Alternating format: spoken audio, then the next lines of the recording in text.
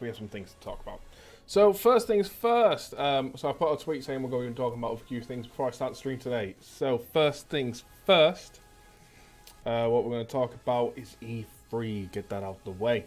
I've got my list of tweets here about everything I tweet about that kind of excited me for E3. So we're going to go through all them and kind of my overall thoughts on E3, as well as what games am I hyped for.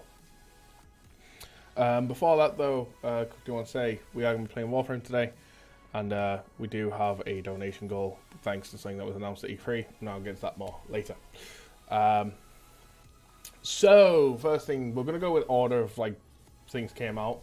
So first thing, overall, first of all, I want to say overall, E3 looked amazing. I think it's one of probably the best E3s we've had in a long time.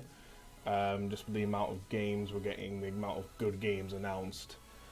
So in my opinion, it's one of the best ones we've had in a long time. Not just like a few good stars amongst them. There's been quite a lot of them this year. To kick it off though with EA, there was literally only one thing I was looking forward to from EA. Well, there was a few things I was hoping for. I was hoping for a Titanfall 3 or something. I kind of hear some news there, but we heard nothing. So the only good news we got was Anthem. We got a release date, 22nd of February, and I plan to play the hell out of that. Hopefully a day one launch, but unfortunately it may clash with another game I plan to play, which is Kingdom Hearts, and that release date is literally like a month before Anthem. And I will be playing that one day one, and I'm going to be playing the living hell out of that one. So that could be spoiling our plans. So that's all EA really did for me. Then we had Xbox. They revealed the new engine they're going to be doing for Halo, and that's really kind of all they did. So kind of excited for that. Frozen World got confirmed for Kingdom Hearts. Kind of excited for that, but a lot of us seen it coming already. Well, a few other things that was coming along. After that, though, Devil May Cry 5. Oh my lord, that game looks fantastic. Spring next year. So we have a bit of time, but just for the sake of how I release my videos on YouTube, we're probably, once I'm done with Assassin's Creed Rogue Remaster, we're going to start streaming all Devil May Cry's. We're going to start with the reboot, and then we're going to go through the original franchise. Dying Light 2, that looks good. Like they've made Dying Light 1 better. Looks really good. Like the whole new mechanics with free running stuff, like you can go on billboards, stab your knife and run down. A lot more of a human element as the enemy this time around. It's more focused on humans by the looks of it. However, for that, I am going to have to get a playthrough of Dying Light 1 done at some point. I'm just going to find time for that. And then the end of Microsoft for me was Cyberpunk. I just want that game now, but I am willing to wait. It looks insane. I like my futuristic stuff, and that game just it looks amazing. So really can't wait to see more of Cyberpunk. The world, the environment, what we know of it so far, all sounds pretty interesting. And if there's one thing I need to do, I definitely need to play the Witcher series. Well, I need to play Witcher 3 precisely. But I'm looking forward to Cyberpunk. Bethesda Rage 2 looked pretty cool. I'll get that if I have time, if I can fit it in somewhere. No rush. But then we also had the new Doom Eternal announced. That was pretty cool. So we're going to Earth now with Hell, picking up right where we left off. I like the fact of, like, from what we're aware of, like, obviously Doom's kind of rebooted. Instead of calling this Doom 2 and confusing fans from the old school stuff. Even though I'm pretty sure Doom's continuation from the old stuff, even though it's like reboot, whatever. The fact of renaming it to Doom Eternal, which it pretty much is like, it's pretty cool. I'm so you're not going to get confused or anything. But I'm just looking forward to the badass music, to be honest. Fallout 76. Okay.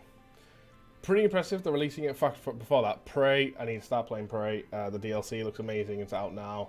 The new game mode they're introducing looks sounds fantastic. So I need to get. So I definitely need to get a playthrough of Prey done. I need to get it first though. Then we go to Fallout 76. So what they showed and what they made it sound like at the press conference, it sounded amazing. It's like, okay, I can accept what you're doing with Fallout. And then they announced coming out the same as later this year. It's like, oh my god, they're doing it again. Fallout 4, absolutely fantastic. And then there was an interview later on. They're talking more in detail about it, and then it's only all the details he released in this interview. Fallout 76 suddenly went from like this. The press conference came, went higher and higher. It's like yes, yes, and then he released details and it's crashed. I was like, and my hype for that game's gone. What else did we have? Elder Scrolls on the phone. I just noted that down. It was just like, yay, whoop-de-doo. Who wants that? Starfield. I like sci-fi stuff, so the little bit we got to see of that just looks interesting.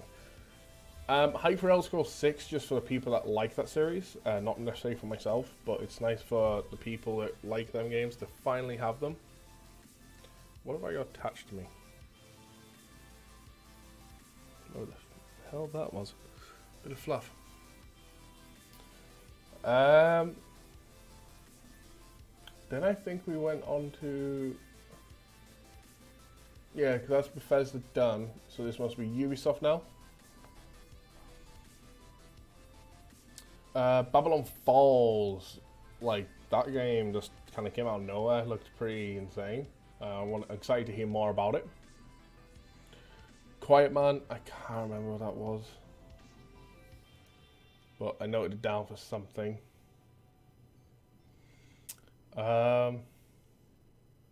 Beyond Good and Evil 2 looked absolutely incredible. I doubt I'm going to have time for that one. Like, it depends when it comes out, really. But that looks really good. Really looking forward to that one. Trials, the new Trials Rising, they're coming out. I just look at it and go, hey, it's more Trials. That's just kind of how I feel about the game. And it's the same with Division. Division just kind of looked more like Division 1 to me. It's pretty cool. They're doing 3 DLCs and the raids and stuff are in. I may check it out if I've got nothing else. Skull and Bones. Right, okay. So Skull and Bones, in my honest opinion, is Sea of Thieves done right. That game looks incredible. Out in the ocean with your friends, invite them into your crew so you can all go as like a whole set of ships. I can't remember what the hell you'd call it anymore. But not only that, slowly upgrade your ships. You've got different types of ships. You can have a quick, fast ship, or a big, meaty, tanky ship. Each different ship's got its own unique kind of weapons and stuff you can have. I can upgrade to what type of cannons do I want, what type of mortars do I want. All this cool stuff, and then I could board onto other enemy ships. It looked incredible. It looked like Sea of Thieves done right to me. Now, that being said, obviously we didn't see anything of you coming off your ship per se. So, yeah, if they did that, like, it's the direction Sea of Thieves needed to take. Transfer, that game, like, it fucked with my mind last year, and it fucks with my mind this year. And it's the type of thing where it's like, I'll happily watch someone play that game, but I've got no plans to play that myself.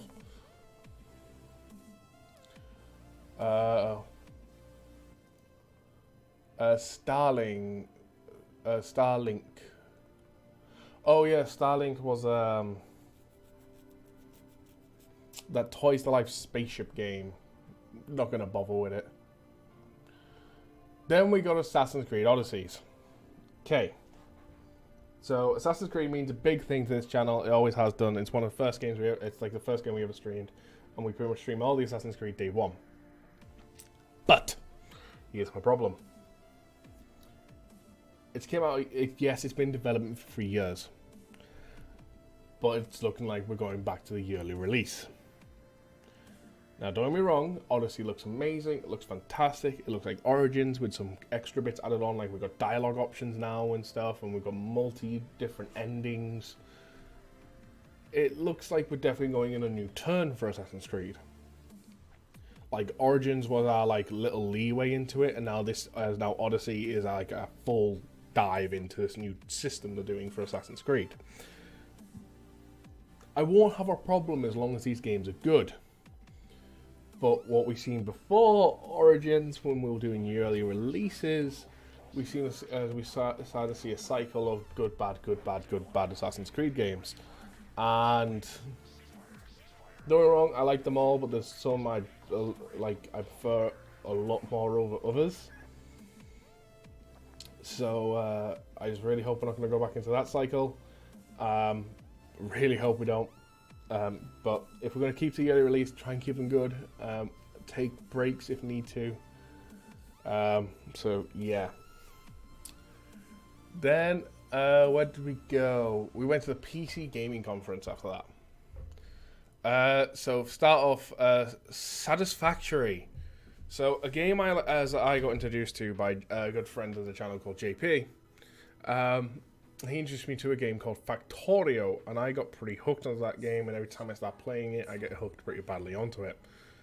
Satisfactory looks like Factorio, but 3D space. Like in Factorio, you look like down on the player, and you build your factories and stuff.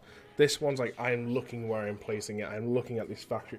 It's a first-person vibe, and that's pretty cool.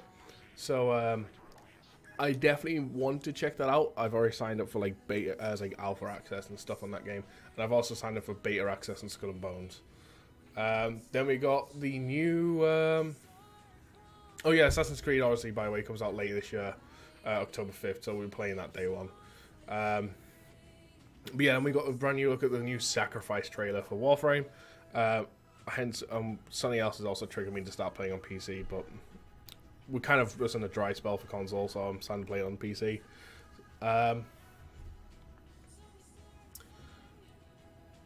Let's see more tweets about that Warframe trailer. So a game called Stormland. It looked pretty interesting to me, and then it got announced it was VR only, and not just any VR. It was Oculus VR, so no, it's VR for the PC.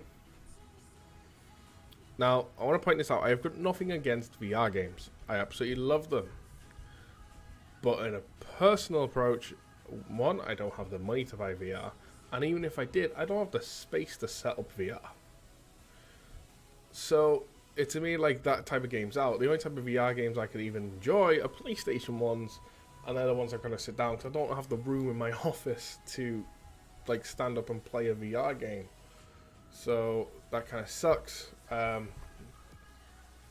then the last game that piqued my interest from the PC gaming was 2 Point Hospital. It's pretty much the spiritual successor to Theme Hospital. I loved that game as a kid, and it's just a lot of nostalgia. And I'm just kind of looking forward to it. A game probably going to be checking out. Then we went into... Where was Square Enix and all this? I'm sure I made a tweet saying that was short, and I think that was Square Enix.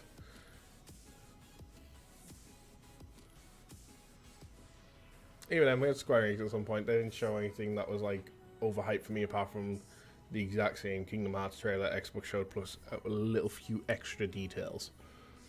But yeah, then after that we went to Sony. So Sony, Last of Us 2 looks amazing. Need to play Last of Us 1. Ghost of Tsushima, or whatever that game is. Samurai Witcher, and it's just like, yes please, I like samurais and stuff, and I definitely want to check that game out at some point. Mind Control, I have no idea what that game is. It looks interesting, and something I want to check out. Resident Evil 2 Remake, it looked sick. Like, the detail in that game looks amazing. I won't be playing it, but I'm happy for what they've done with it. Then we got another new Kingdom Hearts trailer at Sony, and this is kind of where this donation goal kicks in.